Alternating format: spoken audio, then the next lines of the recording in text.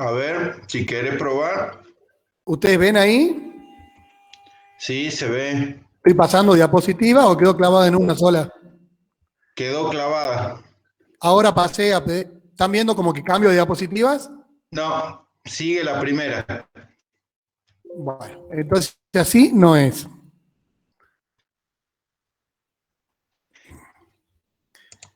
Ahí, no. Bueno, ya sabemos que esa no era la opción.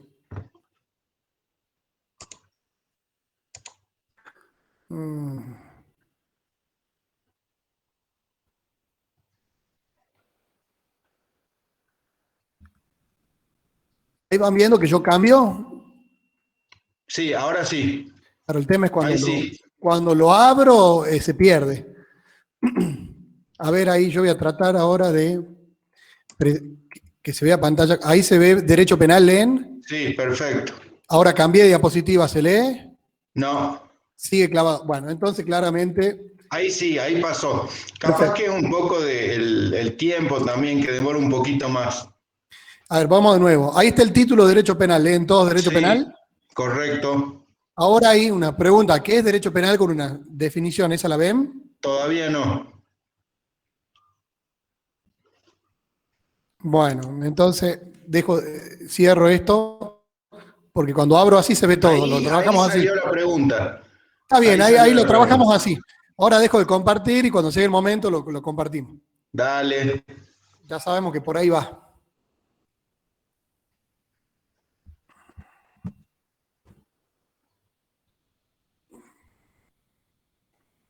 Esperamos unos minutitos más y empezamos así. Está la mayoría. Cuando ustedes dispongan.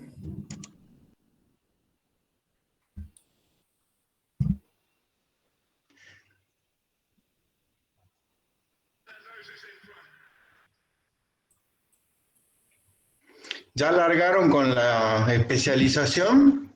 No, estamos en un periodo de preinscripción justamente porque queríamos conocer el universo para saber cómo organizábamos por un tema de cupos que nos pone la CONIAO. Y tenemos un gran problema, porque el jueves de la semana pasada vence el 10 de octubre, el 10 de septiembre cierra la preinscripción, pero el jueves de la semana pasada ya teníamos 460 preinscriptos. Bueno, pero ese no es un problema. Y Todo es lo un contrario. problema porque la CONEAO nos pone un límite en la cantidad por corte, nos pone 30, ponele que le tiremos un poco más, pero aunque larguemos 2 cohortes en forma paralela, ¿qué? 80, 90 personas. Ponele que la mitad que se preinscribió no se inscriba formalmente, 200, no, vamos a tener una lista de espera y vamos a tener que arrancar con otra cohorte el año que viene y así. Es la única. Pero No, bueno, la bueno, pero demanda buenísimo. es importante. Lo que demuestra una Sí, necesidad de capacitación, sobre todo de esa escala, ¿no? Con certificación CONIAO, así que eso me parece que lo seductor, además de las ganas de capacitarse. sí, bárbaro. No, y está bueno que se mantenga en el tiempo. Sí, sí. Tampoco da para mantener un curso de esas características que les va a costar. Es especialización, ¿no? Es especialización. Es Y sí. especialización. Y después también hay otro producto ahí dando vuelta que la estamos contactando a los directores porque hay una maestría en Derecho Empresarial también aprobada ya por la CONIAO. Así que yo de la especialización participé, pero de la maestría esa no, porque no es mi área, entonces no sé bien quién es. Bueno, ahí estábamos tratando de motorizar eso, la idea era arrancar el año que viene con la maestría. Ya con Está la bueno. especialización y con algunas cositas más este año. Así que bueno, a las chapas con ese tema. No, sí hay una demanda impresionante. Y sí, mira, Luis, yo cuando hice mi especialización, la hice cuando, en virtud de un convenio con la Universidad de El Salvador, que se cursó en un 90% en Jujuy, pero había una parte que tenía que cursarla a Buenos Aires, lo cual es un tema. Sí. Y, Y mi doctorado lo cursé en la UNSAL, en la Universidad del Salvador. Y si bien tenía un régimen especial para los que somos del interior, había que irse cada tantos meses, una semana completa a Buenos Aires, a cursar de 8 de la mañana a 9 de la noche, lo cual implicaba que uno tenga que lograr disponer de una semana, y además de los costos que implicaba la capacitación en sí, agregarle un monto muy importante que era traslado, alojamiento. Entonces termina siendo impeditivo para muchas personas y uno lo hace con mucho esfuerzo. Así que el hecho de que uno tenga este tipo de capacitaciones, que las podamos canalizar acá, y además, no solo de hacerlas aquí, sino de gestarlas aquí, pensando en nuestra realidad, en nuestra coyuntura, es muy importante. O sea, la idea es seguir creciendo en la oferta académica de posgrado, más allá de trabajar, tratar de destrabar la carrera de Derecho, pero trabajar en oferta de posgrado es una meta. Y hay una demanda, claramente hay una demanda.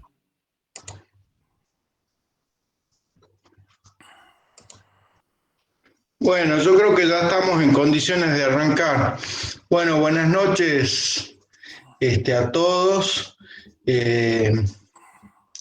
Como siempre, les decimos que los que quieran prender la cámara está bueno, porque si no nosotros tenemos referencias fijas y por ahí como que nos podemos distraer. También si desean interrumpir, ya sea a través del chat o levantando la mano, también está bueno para la dinámica de la clase. En esta oportunidad les quiero comentar que estamos incorporando una unidad nueva al programa que trata fundamentalmente de derecho penal. En general, la orientación que tienen ustedes en la carrera en los derechos es bastante privatística y ahora el derecho penal ha cobrado una preponderancia dentro del ámbito de los contadores fundamental, de los profesionales de ciencias económicas en general. Así que bueno, para esta primera vez que vamos a abordarlo, quise invitar al doctor Marcos Espinazzi, que lo están viendo ahí, que es un especialista en la materia, así que con todo gusto él se sumó a esta clase, así que bueno, le voy a dar la palabra a él, aprovéchenlo, que sabe muchísimo, y bueno, igual tenemos una actividad en el aula que vamos a trabajar, en este caso por 2 semanas vamos a tener bastante tiempo. Les pido, los que les pido siempre, que participen mucho de los foros, porque si ustedes trabajan afuera, por más que trabajen en sus drives o se reúnan como grupos y demás, nosotros no tenemos la oportunidad de guiarlos, de acompañarlos en lo que ustedes van elaborando, y si están equivocados, encaminarlos, si necesitan material extra, proporcionárselos, bueno, y sobre todo en esta parte que puede ser un área que ustedes no han visto nunca y tal vez les presente más dificultades que otras tareas. Bueno, adelante Marcos, cuando quieras. Bueno, muchísimas gracias Luis. Bueno, saludos a todos. Diría casi unos héroes por estar a esta hora acá escuchando Derecho Penal en la carrera de la Facultad de Ciencias Económicas, lo cual deben estar en este momento pensando quién me mandó a tener que soportar a este pelado hablando de un área que ustedes piensan que no lo va a tocar en su vida, porque ustedes entienden que de movida pueden llegar a comprender que esto no se les va a presentar. Déjenme decirles que en el ejercicio profesional cada vez hay más puentes y cada vez trabajamos en forma más interdisciplinaria, y para contarles a modo de anécdota que en algunas capacitaciones que realizamos con la universidad empezamos a contar con la presencia de algunos contadores, por ejemplo, no sé, peritos del Ministerio Público de la Acusación, porque, por ejemplo, cuando ellos necesitaban entender la lógica del derecho penal, que es una lógica muy específica, porque, por ejemplo, se les presentaba alguna documentación para evaluar y como contadores decían, acá hay un montón de problemas. Ahora, esos problemas no eran delito. Entonces, necesariamente se vieron en la necesidad de tener que pasar por esta experiencia tan traumática para muchos de pasar por el derecho penal. Yo les quiero decir que en realidad es una materia súper entretenida para transitarla. También quiero decirle que vamos a tratar en esta clase de tocar los puntos lo suficiente. Ustedes piensen que tienen una materia que es Derecho Penal, que en la Facultad de Derecho nosotros la vemos en 3 o 4 años, con algunas materias que te dividen ya la parte especial de Derecho Penal en 2 materias por muchas incorporaciones que tienen que ver con las nuevas tendencias, la responsabilidad de las personas jurídicas y sobre todo por una creciente temática que tiene que ver con el área de ustedes, todo lo que es delitos penales económicos, penales tributarios, y muchas veces nosotros los abogados que ejercemos derecho penal estamos en la misma encrucijada pidiéndoles por favor a los contadores que nos expliquen algunas cuestiones para poder nosotros avanzar sobre estos delitos. Es decir, yo lo que les quiero decir con esto es que en su vida profesional en algún punto se van a tocar con esta materia. Entonces, voy a tratar de hacer un aporte en ese sentido. Es un universo grande para lo que tienen que hablar. A mí se me ocurría, porque yo quería transmitir esta clase, hablar sobre el habeas corpus, que a mí personalmente es un tema que me interesa, pero haciendo una breve introducción, es decir, ¿de qué hablamos cuando hablamos del derecho penal? ¿Qué es un delito? ¿Qué característica tiene esta área del conocimiento? Y después ya nos metemos en el derecho penal, en el habeas corpus, que hay bastante para hablar, y para que interactuemos. Recojo el guante de lo que decía el doctor Salas. El que quiera, levanta la mano, interactuamos, es la mejor forma, me encanta tener un auditorio presencial, porque si estuviera presencial yo los estaría toreando, los usaría de ejemplo todo el tiempo, los haría ponerse algunos sería seguramente, sería el delincuente, el otro sería el fiscal, porque para entender la dinámica, me gusta interactuar con eso. Así que seguramente a los que están acá, camarita prendida o no, vamos a interactuar un poco así.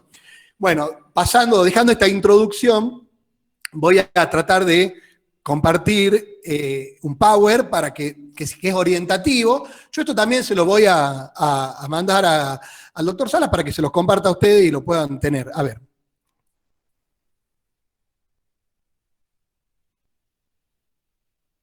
Ustedes están viendo lo que yo veo, ¿no es cierto? Un PowerPoint. Ahí está, sí. Ahí está cargando. Bien. Sí, se ve. Bueno.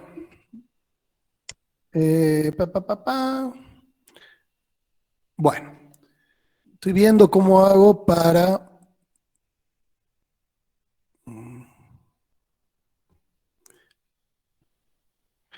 Ahí está. Quiero ver si yo puedo ir pasando las diapositivas acá o no.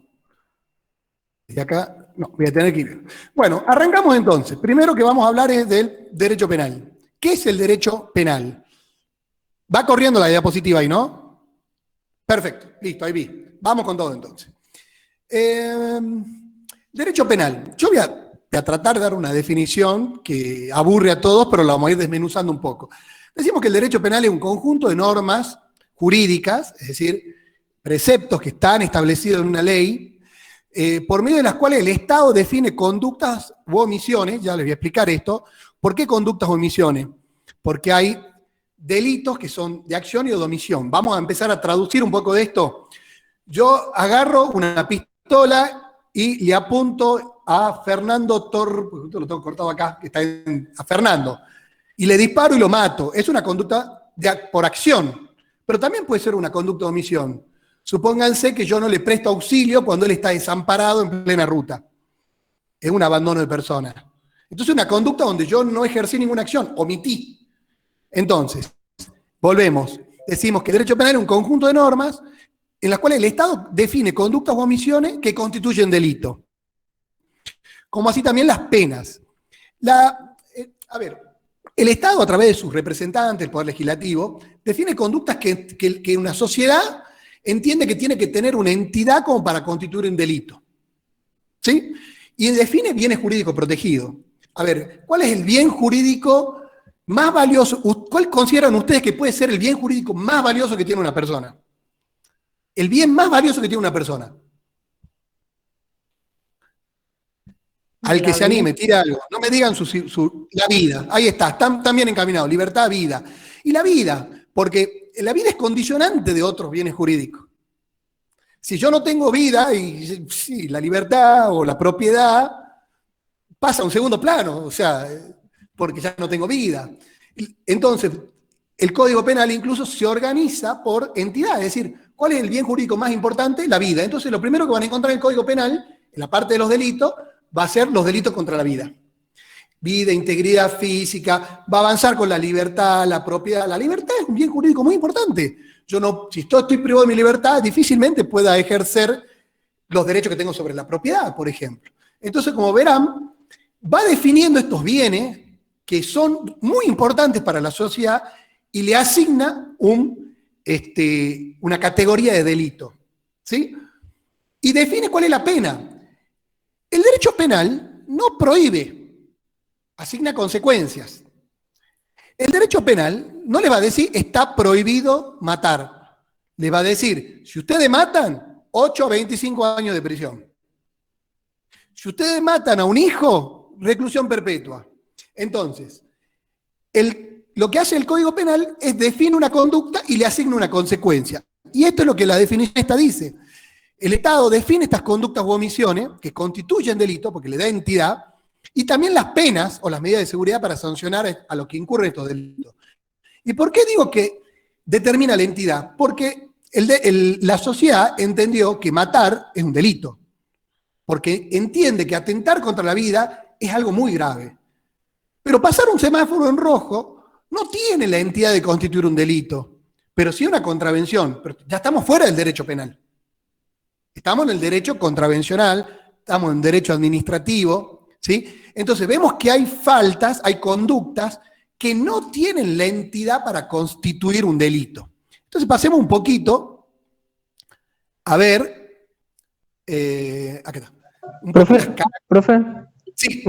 una pregunta. Eso de las omisiones vendría siendo como tipo ser un testigo de que haya pasado de algún asesinato o algo así, por ejemplo, no entendí bien. A ver, la omisión es cuando los delitos de omisión son los delitos en los cuales se le impone a la persona actuar de determinada forma. Suponete, ¿sí? Vos podés matar a una persona metiéndole un tiro, ¿sí? Hace rato lo matamos a Fernando, ¿sí? Ahora, suponete que yo soy una madre y tengo un bebé y diga, yo no lo maté, pero señora, usted lo dejó que se muera, porque no lo alimentó, lo tuvo ahí, pero yo no hice nada. Bueno, hay delitos de omisión también, donde no hay una conducta, pero se espera que haya una conducta. Profe, disculpe, ¿eso no sería un cuasi delito? No, cuasi delito estamos fuera de la figura penal. No. Cuasi delito puede ser, algunos autores lo llevan para el lado de las contravenciones. Son delitos de acción y delitos de omisión, ¿sí? Acciones, hay una conducta expresa de la persona, hay una conducta, ya vamos a ver un poquito de esto. Y omisión es cuando hay un mandato que realice una conducta y no lo realice. Por ejemplo, si acá siempre hay una confusión con el abandono de persona. El abandono de persona es cuando una persona está incapacitada para valerse por sí misma y no tiene posibilidad, yo lo pongo en términos bien sencillos, ¿no? De que no haya ninguna persona que pueda rescatarla. Entonces, supónganse que yo encuentro una persona que ha sido atropellada en la ruta y no hay nadie, es de noche, en una ruta inhóspita. Yo me hago el tonto y sigo viaje, yo cometí un delito.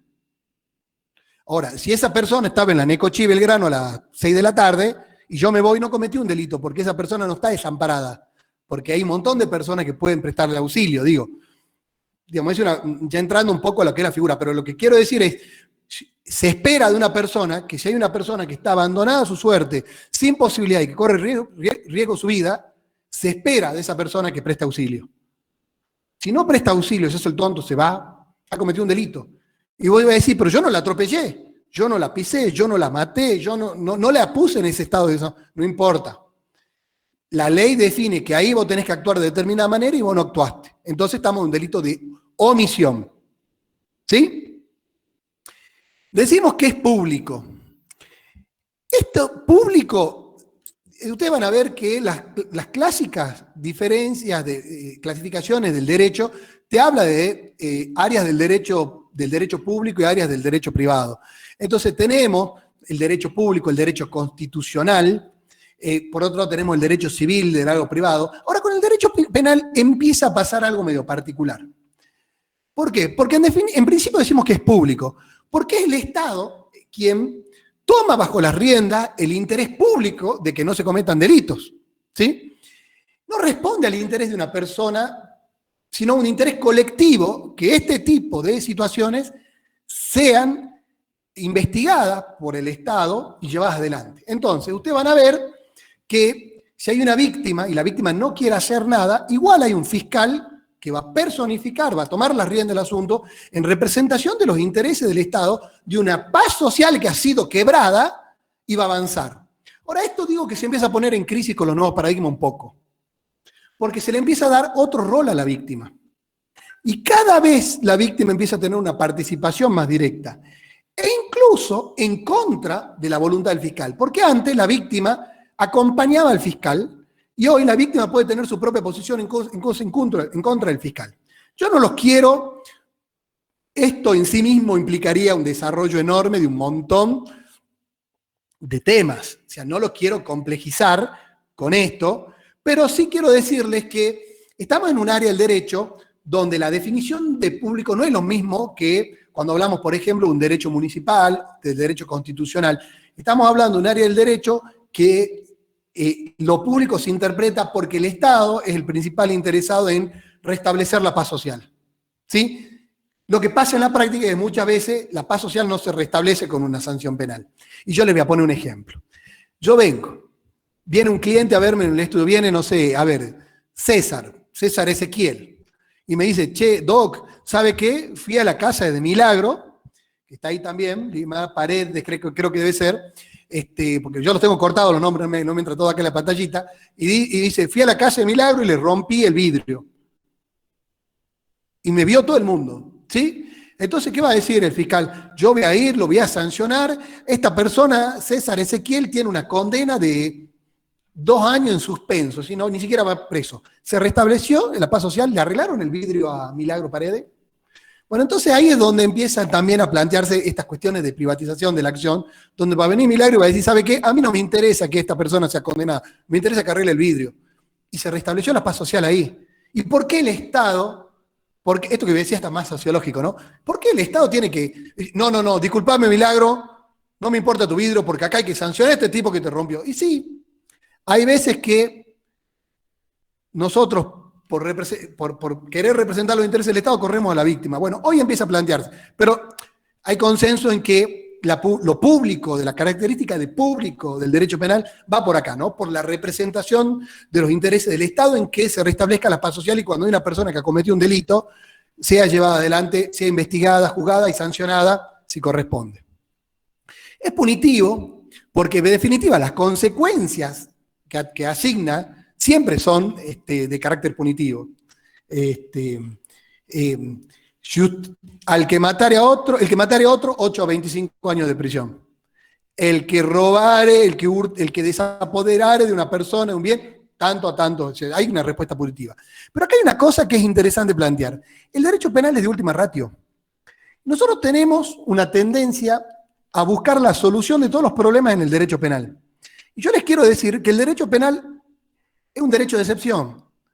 Es un derecho que fracasa, que actúa cuando tiene una entidad tal que no hay otras vías para garantizarlo. Claramente una vida no la podemos restituir. ¿Sí? Pero entramos en situaciones que son limítrofes. Entonces se empieza a plantear una discusión respecto de si hay cuestiones que deben estar en el ámbito del derecho penal o están en el derecho administrativo. Les voy a poner un ejemplo, sin entrar en lo específico del área, pero supónganse que para que ustedes, si ustedes van y viene, no sé, Agustina, que la agarramos porque tiene la cámara prendida Agustina es una contrabandista, ¿sí? Agustina agarra y va y contrabandea paquetes de cigarrillo y hoja de coca, ¿sí? Y la agarran contrabandeando y resulta que Agustina tenía, el valor de la mercadería era de 400.000 pesos. Ahora, supongamos que al lado de Agustina viene Abigail, y la agarran también, pero ella es una contrabandista, que tenía lo mismo, pero por el valor, más mercadería y tenía por el valor de 800.000. Entonces, las dos contrabandearon. Ahora, ¿sabe lo que pasa, Agustina? Porque la ley definió que hay una vara y dijo, hasta 500.000 pesos, lo estoy simplificando, ¿no? Hasta 500.000 pesos es contravención. Más de 500.000 pesos, y al ser es una infracción aduanera. Entonces, menos de 500.000 pesos va a ir esto lo van a ver, si son contadores y les toca este área. La área aduanera tiene mucho. Entonces, menos de 500.000 pesos, arreglátela con la aduana y te va a poner una multa. Más de 500.000 pesos. Entonces, ¿qué hizo? Fijó una vara donde dijo, a partir de aquí estamos en el ámbito del derecho penal. A partir de aquí no tiene entidad. Antes de esto, es una cuestión económica. Lo solucionamos con una multa. Entonces, pero la conducta es la misma, ustedes me van a decir. Voy a una conducta, ahora de pasar este ejemplo que no es tan representativo del última ratio, sí les voy a poner un ejemplo que genera polémica.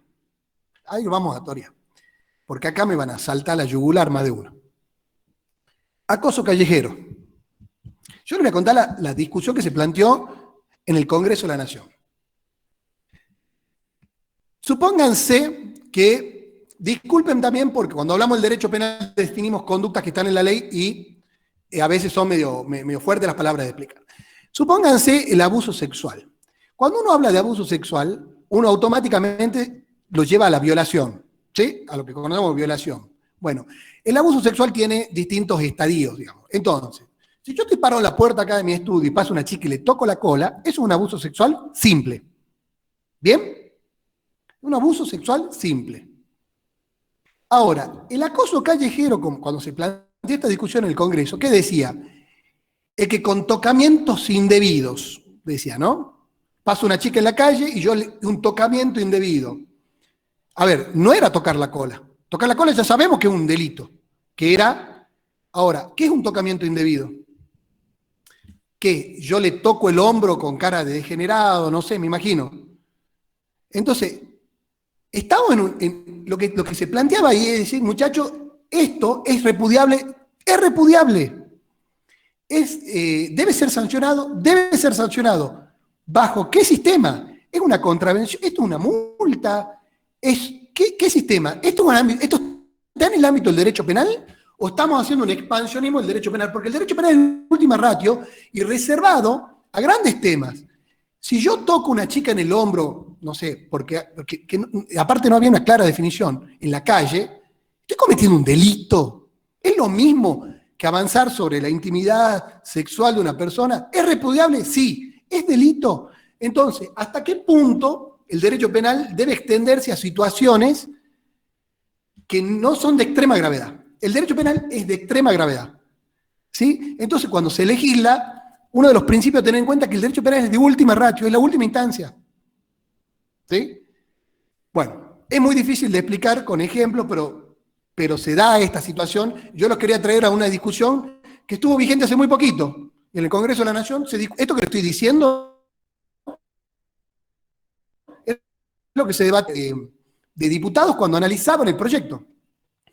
Normativo. La conducta tiene que estar definida. No hay analogía acá. También tiene que ver con el principio de legalidad. Para que yo cometa un delito, tiene que estar definido en una ley. La ley dice, el que matare a otro. Yo maté a otro, cometí el delito. ¿Sí? Pero porque está definida. Si no está la definición expresa en la ley, no es un cuerpo normativo, no es delito. Si no encuadra perfecto en el molde, no es delito. No es delito.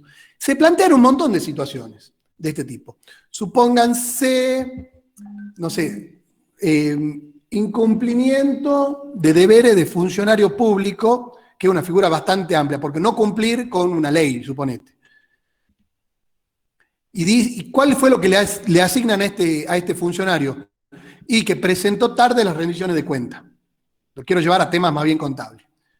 ¿Es un delito no presentar tarde una rendición de cuenta? ¿Es doloso? Bueno, en el caso concreto vamos a ver que analizar si fue porque ocultó, porque no la quiso presentar o porque realmente no llegó con el volumen de cuentas que tenía que trabajar para rendir, ¿sí?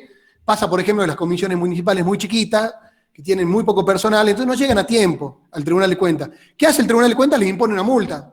Ahora, ¿eso es delito? Ahí tenemos un ejemplo de última ratio, ¿sí? Ahora, ¿hay una omisión dolosa? No, entonces no es delito. O sea, porque no encuadra perfecto en el tipo penal que dice que tiene que ser una omisión dolosa. Ya vamos a hablar del concepto de dolo. Personalísimo, es decir, supónganse que yo compro un auto a cuotas. Me muero. ¿Qué va a pasar? Mi deuda la va a reclamar a mi heredero, el que compró el auto, el que me vendió el auto. Supónganse que yo debo plata y pongo un garante. Bueno, somos los dos responsables de pagar. Ahora, yo cometo un delito y me muero, no lo van a sancionar a mis hijos. Es personalísimo, esto no es intransferible. El derecho penal es intransferible, es personalísimo. No se transfiere a los herederos, no hay. Y después hay un tema de proporcionalidad, que es una característica. La sanción tiene que ser razonable y proporcional al reproche. Y acá pasa mucho que cuando se instala un tema en la sociedad, automáticamente, ¿cuál es la salida? La primera salida que nuestros legisladores echan mano. Vamos a agravar las penas. Y muchas veces se plantea un tema de proporcionalidad. El que mató a alguien, 8 a 25 años. Bueno, hay consenso. En estas cuestiones, por ejemplo, del derecho aduanero, ¿usted, señor, estaba contrabandeando? Sí, muy bien. ¿Cuánto contrabandeó? 500.000. 499.000. Ah, infracción, paga una multa. 501.000, 4 años preso. Cumplimiento efectivo. ¿Es proporcional? Bueno, se plantean estas discusiones de que tiene que haber una relación entre la conducta y la sanción. Sí, Agustina, Micaela. Estás silenciada, Agustina. Ahora sí, ahí está. Nada, le quería preguntar que, volviendo al tema anterior un poco, entonces el derecho o el código no considera un caso de extrema gravedad a que se toque una chica en la calle. Yo les contaba cuál era la discusión en ese momento. Que se toque, que se toque cómo. Poneme un ejemplo. No, sí, con dolo, con intención de dañar, o bueno, no dañar en este caso de violencia, sino de acoso, digamos. ¿Cómo? Lo visualicemos en un caso práctico. ¿Pase, le toco la cola? Sí, abuso sexual simple. Eso Va a sí depender es del caso concreto, por eso es que es medio tedioso, digamos, porque son temas medio incómodos de hablar, pero sí tiene que, en el caso concreto, el contenido sexual de un tocamiento sí es delito. Claro que sí es delito. Lo que yo decía es que la figura era tan incierta en cómo estaba definida que no le daba ni siquiera garantía a la víctima. Pero es una discusión re larga, compleja. Podríamos dedicarle una clase completa a eso, ¿no? Claro. Bueno. Gracias. Sigo. ¿Qué es un delito, entonces? Usted me va a preguntar, ¿qué es un delito? Pero es muy fácil la redefinición. Es una acción típica antijurídica y culpable. ¿La entendieron? Está clarísimo, ¿no? Profe, ¿la podría volver a ¿Qué es un repetir? delito? Es una acción típica antijurídica y culpable. Está clarísimo, ya está, me parece un tema superado. ¿Podemos seguir? ¿O no? ¿O estoy hablando en chino? Bueno, esta es la definición de delito. Ahora, ¿qué es típico? ¿Qué es antijurídico? ¿Qué es culpable? Obviamente. Esta es la definición clásica. A ver, cuando nosotros tenemos entonces que definir, es chino, tiene razón, es chino. Tenemos que entonces definir qué es una acción típica, antijurídica y culpable. ¿Qué es una acción? ¿Qué es típica? ¿Qué es antijurídica? ¿Qué es culpable? Y este es un problema enorme. Porque yo le voy a decir, bueno, miren, la acción es tal cosa. No, pará. La acción, de acuerdo a la escuela causalista, es tal cosa. No. De acuerdo a la escuela finalista, es tal cosa. De acuerdo a la escuela funcionalista, entonces, y después cuando no nos ponemos de acuerdo en qué es la acción, vamos a tener el mismo problema con la tipicidad, con la antijuricidad y la culpabilidad. Yo voy a tratar de dar una idea, nada más, de qué hablamos cuando hablamos. ¿Por qué decimos que es una acción? La acción está relacionada con la conducta, es la conducta que realiza una persona. No hay delito sin acción. ¿Sí? No hay delito sin acción. Yo estoy más allá de los delitos de omisión, claramente, donde se espera una conducta debida, ¿no? Pero supónganse que yo me desmayo, acá. Acá al lado hay una chica. Me desmayo, me le caigo encima y le quiebro un brazo. ¿Yo soy culpable del delito de lesiones? No, porque lo hice sin voluntad. La conducta, tiene que ver la voluntad, estás bien orientado. Pero tiene que haber, digamos, lo planteo en los términos para que entendamos que el concepto de acción tiene muchos matices. Pero tiene que haber una acción, que es la conducta que desarrollo. Cuando decimos que el homicidio es el que matare a otro, y yo agarro una pistola y ya lo maté al pobre Fernando, ya como, ya está muerto, pues ya le pegué como 5 tiros a esta altura, ya lo maté 3, 4 veces. ¿Qué estamos diciendo? ¿Cuál es la conducta? Matar a otro. ¿Sí? El que lesionare a otro, el que produjera un daño en el cuerpo, una salud de una persona, es un delito de lesiones. ¿Cuál es la conducta? Generar un daño en el cuerpo o en la salud de una persona. ¿Sí? Entonces tiene que haber una conducta. Ahora, esa conducta, acción, tiene que estar definida en la ley. Esa es la tipicidad, es el tipo penal. Entonces, ¿qué es el tipo penal? Es lo que está en el Código Penal. Artículo 79 del Código Penal, el que matare a otro será 8 a 25 años de prisión. ¿Sí? Yo les voy a pasar esto general, es un gran problema. Sí, Lucas. Ahora que cuando hablaba de la acción que estaba determinada por una voluntad, ¿también no tiene que ver el conocimiento? Ahí te estoy subiendo el volumen. Me pregunta el conocimiento. Claro, o sea, si hay una voluntad... Ya vamos ahí a la culpabilidad. Creo que tiene que haber conocimiento. Ya vamos a ir, porque eso está al final, en la culpabilidad. ¿Sí? Ahora, siguiente tema es la antijurisdicción, es decir, que tiene que haber una conducta que esté en contra del ordenamiento. ¿Sí? Dentro de esto podría meterme y estar 5 días hablando de la antijuricidad y, por ejemplo, las causales de justificación. ¿Sí? Pero yo quiero que entiendan el concepto de delito. ¿Sí? Entonces, hay una conducta, que puede ser por acción o omisión, que está definida en el Código Penal, esa conducta es en contraria al ordenamiento, y tiene que haber una culpabilidad. ¿Qué quiere decir culpabilidad? Ahí estamos entrando al aspecto subjetivo, que son las famosas definiciones de dolo culpa. ¿Sí? ¿Qué es el dolo? ¿Alguien sabe qué es el dolo? Sí saben, vamos. Ahí he visto un amague de alguien que habló. La intención de dañar. Perfecto. Intención. Quiero matar, mato. Ahora, ¿qué es la culpa? La culpa es, yo desarrollo la conducta que está en el tipo penal, mato, pero a título de negligencia, no tengo intención. Se produce el resultado, pero no hay intención.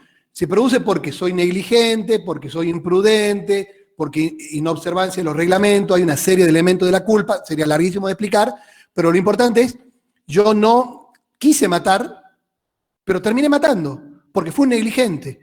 Voy en el auto, mirando mi celular, se cruza un chico, lo atropello, lo mato. Yo no lo quería matar, pero fui un negligente al volante, un imprudente al volante. ¿Sí? Ahora, le voy a poner un ejemplo. Yo entro con mi auto a 150 kilómetros por hora a las 6 de la tarde, un viernes, viste que el viernes sale mucha gente al centro, viernes por la peatonal. A los 10 metros atropello a una mujer y la mato. Yo no la quería matar, ¿eh? ¿Se puede decir que es a título de culpa? Yo no la quería matar. ¿Es dolo o culpa? Culpa, porque fui negligente. Bueno, ahí viene, no. Es que usted sabía que podía pasar algo grave, digamos. Por ahí va Agustina. Cuando este es el dolo eventual. Esta es una construcción que no la van a encontrar en el código, pero una construcción que ya está consolidada. A ver cómo explicamos el dolo eventual. Cuando yo no tengo la intención, pero me represento el resultado como probable, y aún así soy indiferente, y actúo de la misma forma actúo, se equipara que el dolo. Es decir, miren, yo no lo quería atropellar a esta mujer. Bueno, señor, usted sabe que entrando a 150 kilómetros por hora a una peatonal, un viernes a las 6 de la tarde, es muy probable que mate a alguien y a usted no le importó y actuó de igual manera. Entonces, ese es un reproche que es muy superior al de la culpa. Pero yo no la quería matar, pero se lo representó y actuó igual. Es difícil de probar esto en muchos casos porque tenés que entrar en el fuero íntimo de una persona, tratar de meterte en el cerebro a ver qué es lo que el tipo, si el tipo acá en este ejemplo es fácil, pero en otros casos que son más difíciles de determinar si el tipo se representó o no el resultado. Pero acá tenemos una tercera conducta. Sí, Lucas. En el caso de que sea, no sé, un alcohólico que sabía que si tomaba y manejaba podía matar a alguien, había un conocimiento previo, pero el tema de que está alcoholizado, ¿cómo se determinaría eso? Sí, ahí podría... Perdón, las personas alcoholizadas se supone que no son capaces, ¿verdad? Claro, no tienen discernimiento. Pará. Pero previamente si era consciente. Si yo no tengo discernimiento, no me subí al auto, pues sería cuerpo muerto. Claro. Soy un borracho que está tirado ahí, no hago nada. Ahora, si yo borracho me subí al auto, manejé, ¿qué me va a decir un fiscal ahí? A ver, lo que pasa es que también quiero que entiendan que ustedes, vamos a ejemplos de casos prácticos, pero en la vida, en la práctica, se va a encontrar con un fiscal que va a tratar de probar y una defensa que va a tratar de probar. Entonces, yo me puedo poner en el rol de fiscal o defensa y retrucar todo esto, pero ¿qué va a tratar de decir el fiscal acá? Esta persona se subió borracha, sabiendo que borracha estaba, que no tenía las facultades, que no tenía la mejor destreza para poder manejar, manejó igual y mató, esto es doloso. ¿Qué va a decir el otro? Es que venía, no sé, la defensa va a tratar de decir que fue un negligente, que no se representó la posibilidad de matar a una persona, que no fue indiferente y manejó. Bueno, esto va a ser materia de prueba en un debate. Yo trato de definir conductas, pero en la práctica va a depender cómo se prueba o no se prueba. Lo que yo quiero que comprendan ustedes acá es que el dolo eventual es cuando una persona se representa y actúa igual. Le es indiferente la eventualidad de que se ocurre ese resultado. Y si ocurre ese resultado, responde a título de dolo, como si fuera una intención. Entonces, ¿qué va a ir? No va a ir a título de culpa con una pena menor, va a ir con 8 a 25 años. ¿Sí? Esto es que yo quería que encuadremos lo que es el derecho penal y el delito. ¿Sí? Sobre esto, les digo, podríamos estar...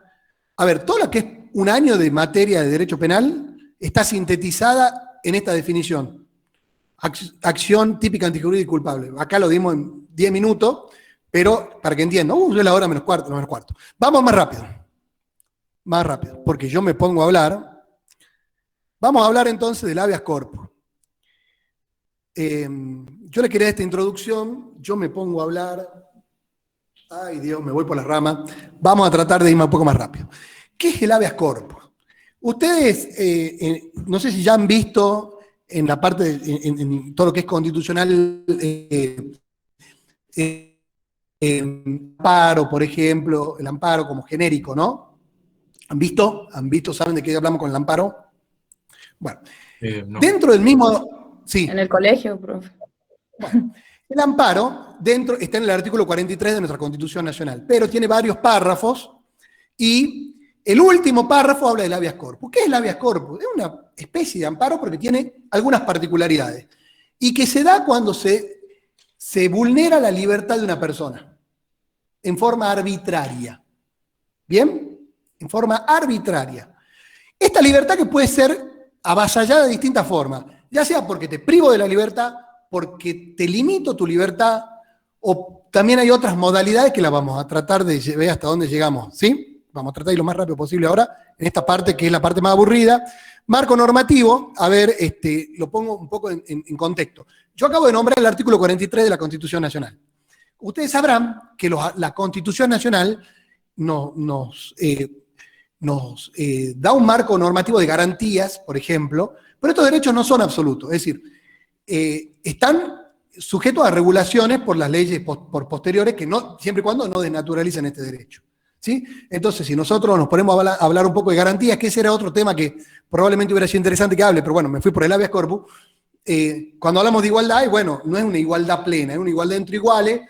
Cuando hablamos de derecho a la propiedad, van a ver que hay un montón de regulación que va definiendo la propiedad. Cuando hablan, por ejemplo, de la expropiación, que es una de las formas, va a ver que hay una ley que de cómo se expropia. O sea, siempre hay una ley que reglamenta. En este caso tenemos la ley 23.098 a nivel nacional. Pero también tenemos el habeas corpus regulado en nuestra Constitución provincial, en el artículo 40. ¿Sí? 43 nacional, con la ley 23.098, a nivel provincial, el artículo 40.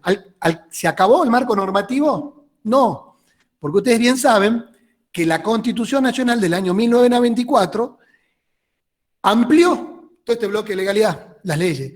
¿Por qué? El 75, inciso 22, incorpora todos los pactos de derechos humanos, y estos pactos de derechos humanos son operativos en nuestra legislación interna, de manera automática. Entonces nos amplía el marco de legalidad. Entonces también tenemos otras normas en la Declaración Universal de Derechos Humanos, en la Declaración Americana de Derechos y Deberes del Hombre, la Convención Americana, te decía, ya dije la americana, ¿no? La universal, el Pacto Internacional de Derechos Civiles y Políticos, etcétera, etcétera.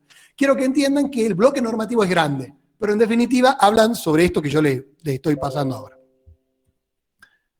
Bueno, a ver, no me voy a detener en esto, hay toda una discusión, cuando uno plantea un habeas corpus, ¿qué está planteando? Un recurso, está planteando, hay consenso, hoy podemos decir que es una acción, que es autónoma, no voy a entrar en esto, no es un recurso, no está sujeto a una revisión de una decisión previa, no voy a entrar en esto, la naturaleza jurídica, digamos, es una acción, vamos a tratar de ser lo más práctico. Bien, nosotros tenemos, entonces decimos, distintas modalidades de habeas corpus.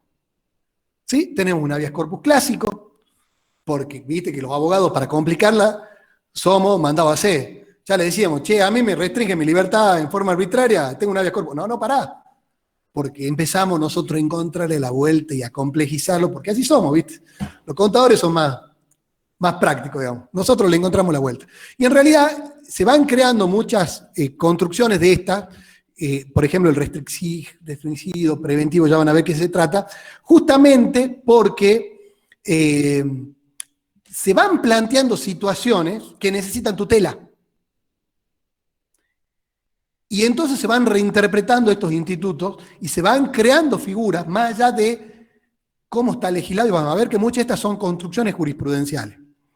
Vamos entonces al habeas corpus clásico. Bueno, el habeas corpus clásico se da contra detenciones arbitrarias. ¿Sí? Supónganse, ustedes para ser privado de su libertad tiene que haber orden de un juez. ¿Sí? Lo voy a hacer simple.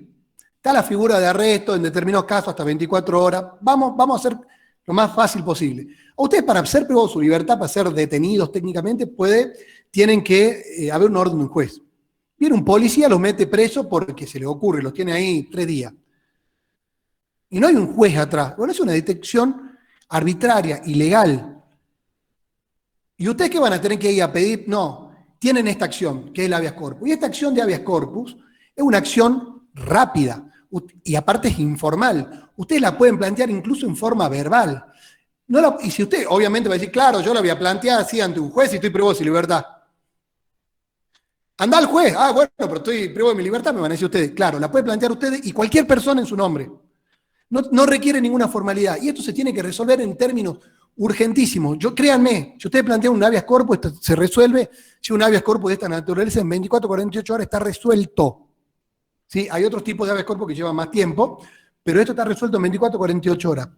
Entonces, tiene que haber un arresto, una privación de libertad, ¿sí?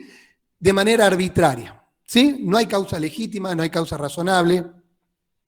Está respaldado en normas constitucionales, obviamente.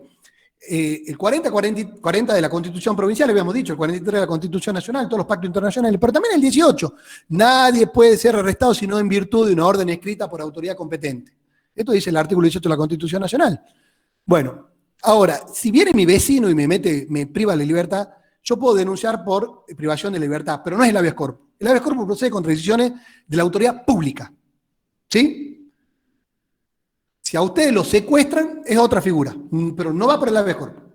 Si lo secuestra la autoridad pública, pasa mucho, pensemos en tiempos de dictadura, esto pasaba, bueno, habeas corpus. ¿Sí? Decía la legitimación, cualquiera lo puede hacer, ustedes o cualquier persona en su nombre. Obviamente no pueden exigir a una persona que lo detenga. Es un acto contrario a la justicia. ¿Cuándo es arbitrario? Un acto contrario a la justicia. También puede ser, podría entrar acá, si me detengo en cada una de estas cosas, podríamos entrar en un universo de cada una de ellas. Pero bueno, es arbitrario cuando no está ordenado por un órgano competente, cuando es un acto que no está fundado, definitivamente fundado, equívocamente fundado, o ilegal en contrario al derecho. A ver, podría entrar en temas muy finos acá, pero la realidad es que en la práctica pasa mucho esto, ¿no? Actos deficientemente fundados. Y estamos en la doctrina de la arbitrariedad, hay una discusión de fondo, que la vamos a ver ahora un poquito más adelante, qué pasa cuando la detención está dictada por un juez competente. Sí. A ver, ¿nos podría otra clase? Yo no tengo ningún problema, estoy a disposición de ustedes. Si quieren, vamos definiendo algunas cuestiones que son sus necesidades y yo las voy abordando las veces que quieran. Podría ser después de las mesas de examen. Cuando ustedes quieran. Se origina... Claro, eso decía, porque, disculpe, profe, decía porque una clase por semana, capaz que por este tema de derecho procesal, capaz que es muy poco una sola clase y más de una hora, capaz A disposición de que ustedes. A sería disposición de mejor ustedes. Yo ahora voy a otra clase tratar más de... de este tema. Bien. Ahora voy a tratar de meter por lo menos lo esencial del habeas corpus. Y probablemente los dije, si los dejo con inquietudes, fue una buena clase. O sea, entonces la idea es, esto como en Sprayet, ¿viste? Que te tratan de dejar ahí, ¿viste? A ver que vos compré, bueno, voy a tratar de dejarle las inquietudes a ustedes. Entonces, ahí decíamos el clásico. ¿Sí? No vamos a profundizar, quiero que entiendan. Viene una autoridad sin autorización, sin competencia, y los mete presos, usted tiene un habeas corpus. Ahora, el restringido, resulta que no los privan de su libertad.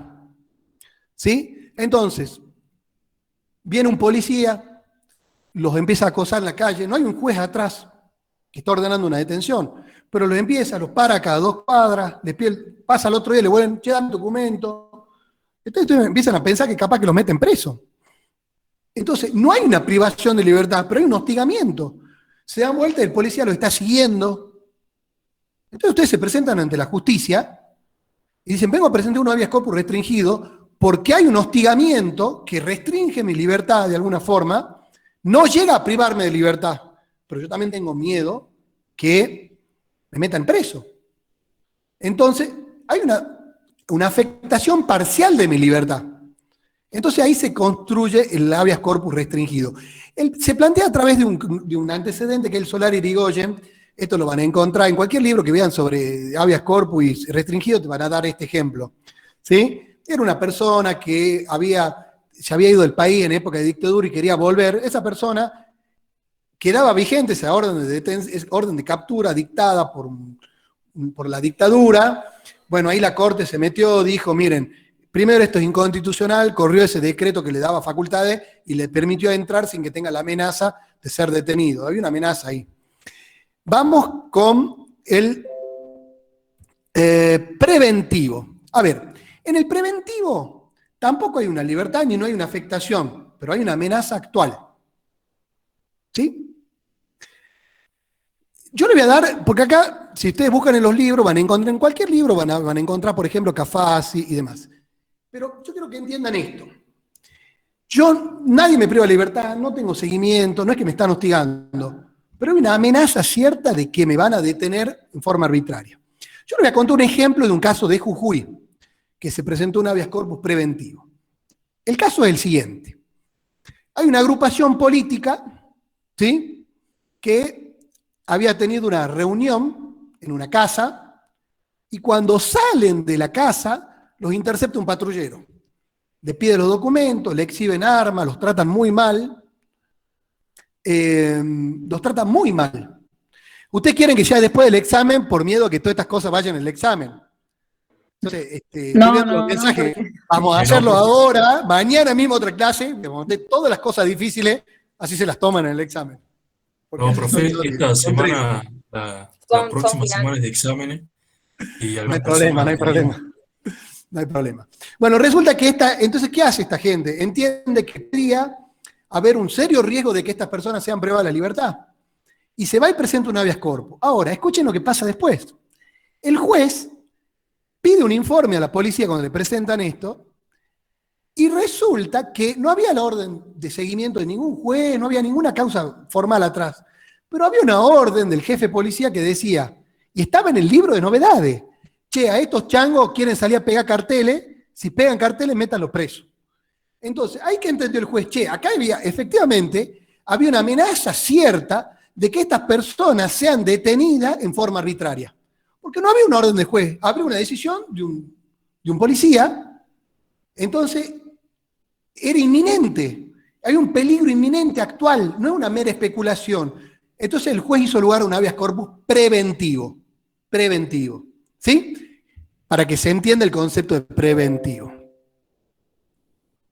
Bueno, acá yo les pongo esto, los voy a mandar, un montón de ejemplos de casos de habeas corpus preventivo, ¿sí? Este es el ejemplo que les acabo de contar, ¿sí? Si ustedes lo buscan a nivel local, el expediente JJ00171, no importa. Vamos a pasar esto porque es una discusión muy compleja que no va a entrar. Vamos al habeas corpus correctivo, si no, no llegamos. ¿Qué es el habeas corpus correctivo? Bueno, ustedes ya están privados de su libertad. ¿Quiénes eran los que le habíamos apuntado acá? Agustina y Abigail, que eran las contrabandistas. Bueno, no me acuerdo cuál era la que estaba en infracción. Abigail creo que era la contrabandista mayor, ¿no? Bueno, Sí. vos te salvaste, Agustina, porque a vos te pusieron una multa a la aduana, pero Abigail marche preso. Y resulta que llega y Abigail está privada de su libertad. Y como en las películas, ¿vieron? Yo les quiero desmitificar la cárcel también, ¿no? La cárcel no es el Caribe. Tampoco es lo que ven en las películas, ¿sí? Pasan cosas, no es lo que es en la película. Pero vamos que llega Abigail y este es como en las películas. Llega, la tratan mal, la meten en una fosa, la acosan. Bueno, las condiciones de detención de Abigail se agravan. Ella ya está privada de la libertad. Entonces, cuando se agravan las condiciones de manera ilegítima, habeas corpus correctivo. El habeas corpus correctivo se da en estos supuestos donde ya hay una privación de libertad que es legal. Vos, Abigail, fuiste condenada por contrabandista. Pero vos tenés derecho, un montón de derechos, como persona privada de la libertad. Trato digno. A ver, si vamos a leer la convención que regula todo esto, las condiciones de detención de una persona privada de la libertad, si la vamos a leer esa convención, van a ver que tiene que haber, que estamos en el horno en casi todas las cárceles, ¿no? Porque tiene que haber un determinado porcentaje de población por baño, el tema de la cantidad de población por metro cuadrado, el aire, la luz, un montón de condiciones. Pero bueno, si ustedes piensan, si vos sentís, Abigail, que te están sometiendo a un trato inhumano dentro de la cárcel, fuera de los marcos normativos, tenés un habeas corpus también que se llama correctivo. ¿Sí? Entonces, ese es el habeas corpus correctivo. A partir de acá, probablemente me meta en un tema. A ver, yo le voy a dar algunos ejemplos que fueron definidos en distintos fallos de la Corte Interamericana, ¿no? No se elementa, por ejemplo, ¿qué es el trato cruel o inhumano? Digamos, los tormentos no solo son físicos, también psíquicos, donde se hostiga a una persona. Bueno, esto se resolvió en Oaisa Tamaya contra Perú. También se resolvió que el Estado es garante de esto, guarda, con Neira, bueno, Alegría. Tenemos también en algunos casos donde hacen solidariamente responsable al Estado, como el famoso campo algodonero, no importa. Entonces la Corte Interamericana lo que ha ido es definiendo qué es trato inhumano, a qué se refiere. Bueno, hay un montón de supuestos. Yo quiero pasar rápidamente.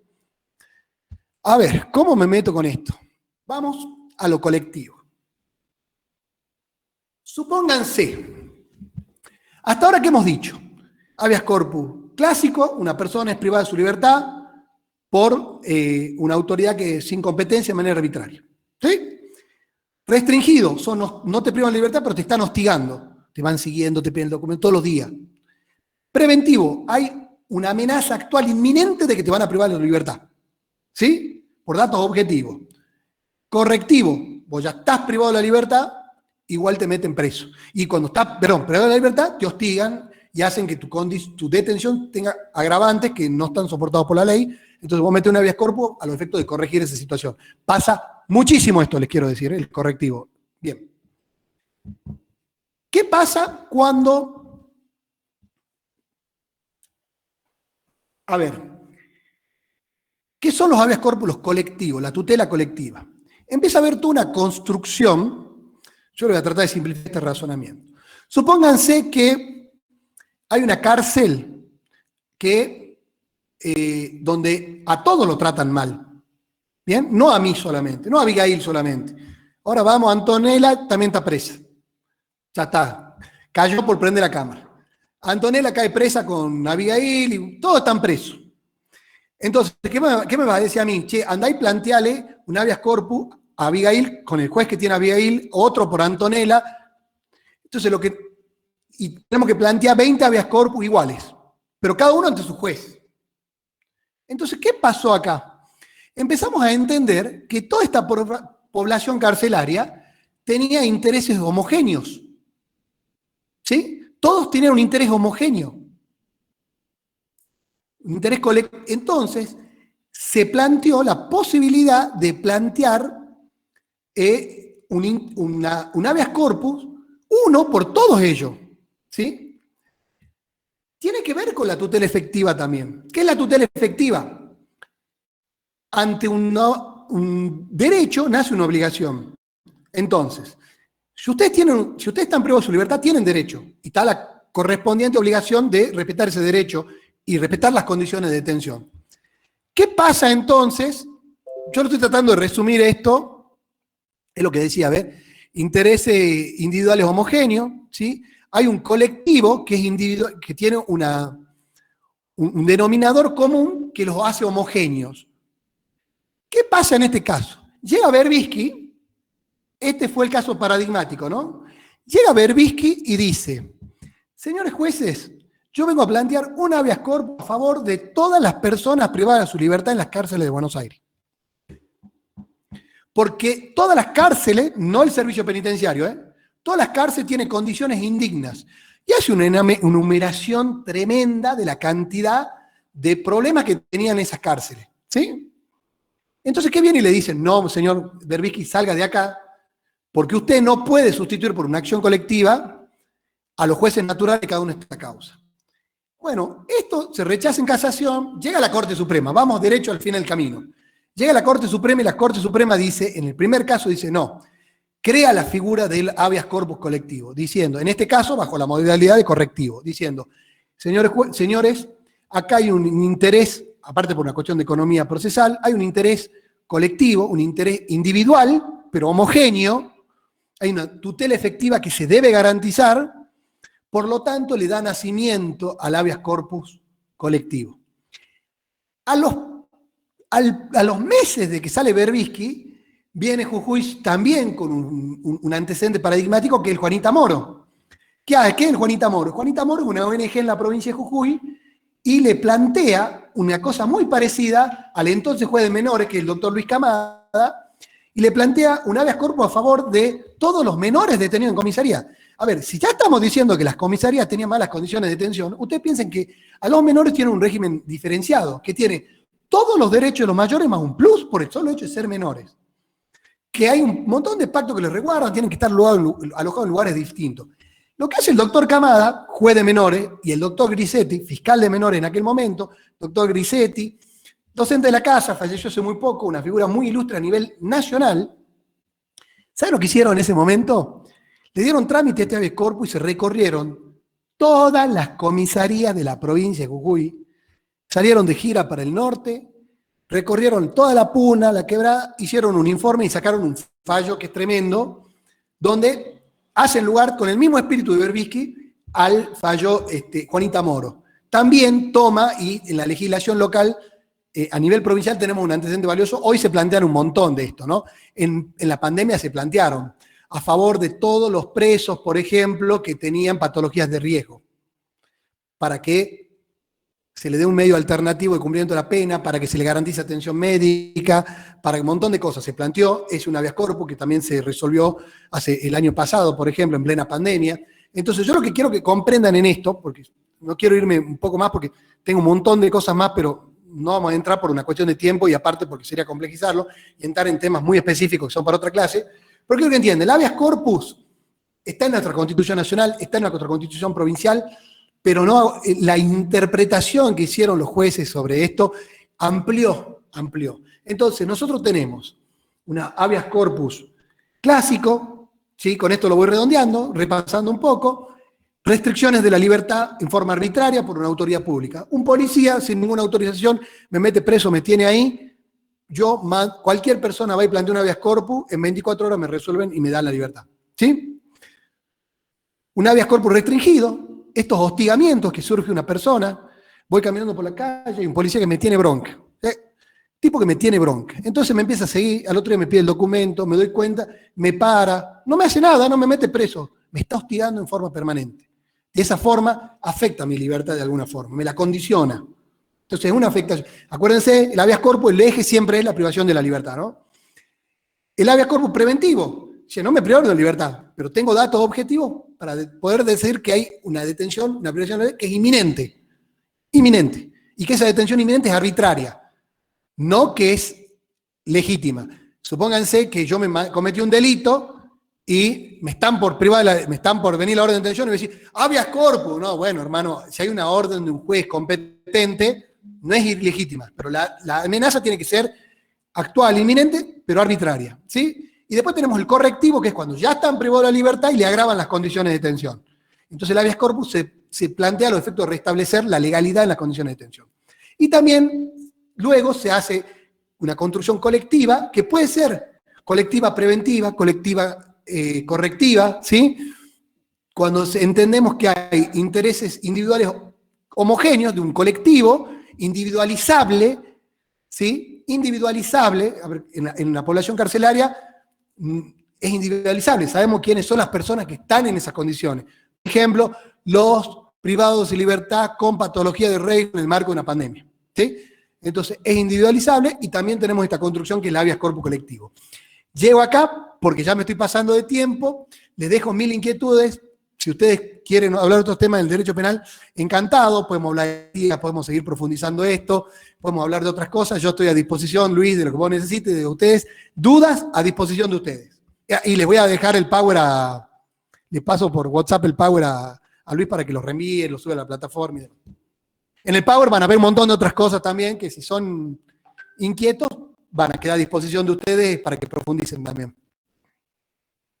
Así que hasta aquí llego porque me quedé sin tiempo, pero a disposición. Si tienen preguntas y demás.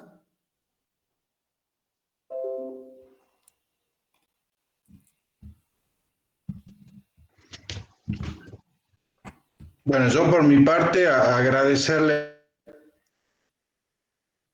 a Marco la clase. El tema es que nosotros tenemos una materia que se llama Derecho Público, en la que normalmente vemos Derecho Constitucional y Derecho Administrativo. Así que son cosas, como él explicaba respecto de Derecho Penal, que nosotros en la facultad lo vemos en muchísimo más tiempo. Por una cuestión de plan de estudio, nosotros la damos en un cuatrimestre. Entonces, yo de alguna manera lo que voy haciendo es tratar de tocar los temas más interesantes o los que me parece que son más útiles para el ejercicio de la profesión y darles una noción. Pero bueno, me parece que fue muy interesante la clase. Este es el primer año que yo incorporo algo de penal. Y el tema penal para los contadores y para los profesionales en ciencias económicas, un poco lo que anticipaba Marco, es muy importante en la actualidad. No solo temas penales, sino también porque es un campo laboral que todavía, por lo menos en Jujuy, no está lo suficientemente explorado. En el área penal tributaria, es imprescindible la participación del contador. O sea, los abogados solo no podemos manejar la materia penal tributaria sin el asesoramiento adecuado de un profesional en ciencias económicas. Después, que lo vamos a tocar en los trabajos prácticos, que es la responsabilidad penal de las personas jurídicas.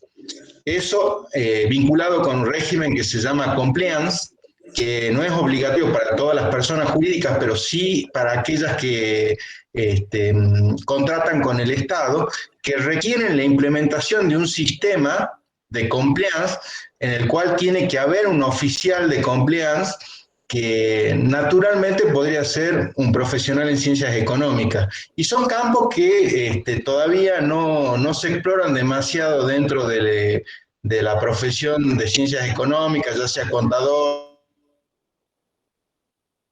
economía. Así que es interesantísimo. Muy buena la clase además, así que quedó corta por el tiempo, pero lamentablemente esta situación también nos obliga a trabajar de esta manera y y no podemos tampoco ampliar demasiado las clases porque si no, ustedes estarían todo el tiempo en la computadora, lo cual sería inviable. Por eso es fundamental que también trabajemos con el aula de manera sincrónica, ya sea a través de los materiales, a través del uso de foros, que nos permite a todos trabajar. De todas maneras, si interesó tanto, ya bueno, vemos si arreglamos con Marco para que elija algún otro tema que sea de interés y lo tocamos en algún momento. Yo a disposición, ¿eh?